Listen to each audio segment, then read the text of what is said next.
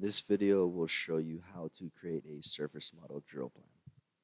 So first I'll click on the home icon, go to project setup, and then drill plan manager.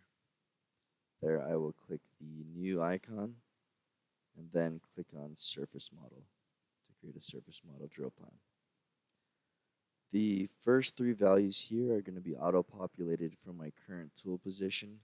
That's the northern easting elevation, and that'll be used as my origin point or the 0, 0 hole of the drill plan that I'm creating.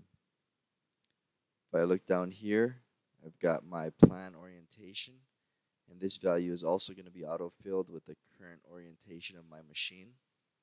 So I'll leave that at 145. The hole orientation is a delta value from my plan orientation. So if my plan orientation is 145 and I want to have my holes 90 degrees to that, the orientation of my holes, I'll put a 90 there, so that when I put an inclination for the holes of 10 degrees, you'll notice that my plan is oriented at 145, but my holes are oriented 90 degrees from that. So if I come down here, this is just asking me how many holes to the left and right I want. So I'll just put 5 holes to the left and to the right, put 10 rows behind and 2 rows ahead, just to see the difference. My hole spacing is going to be to the left and right of me if I'm looking forward on the machine, and my row spacing is going to be forward and back of me.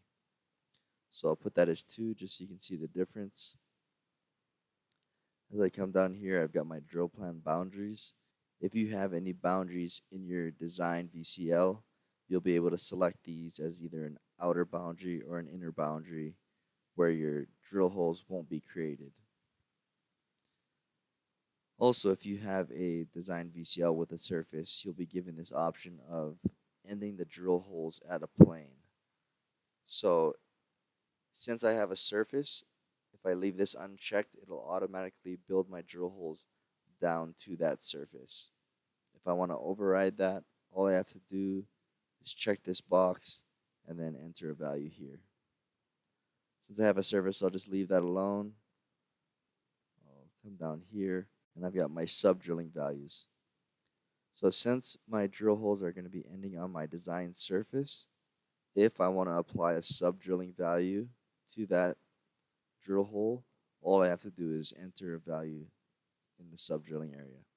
And there's 3 ways of doing that. Either I can apply it as a factor of the row spacing, a depth percentage, or I can just do a constant value. So here I'll just say 2 or 1 meter extra drilling. That'll be applied to each hole. So when that hole hits the design surface, it'll go down 1 extra meter. And then the last value here is the blast hole diameter. This is going to be for reporting purposes so that this drill plan knows that it was supposed to be drilled at a, let's say, 76 millimeters diameter.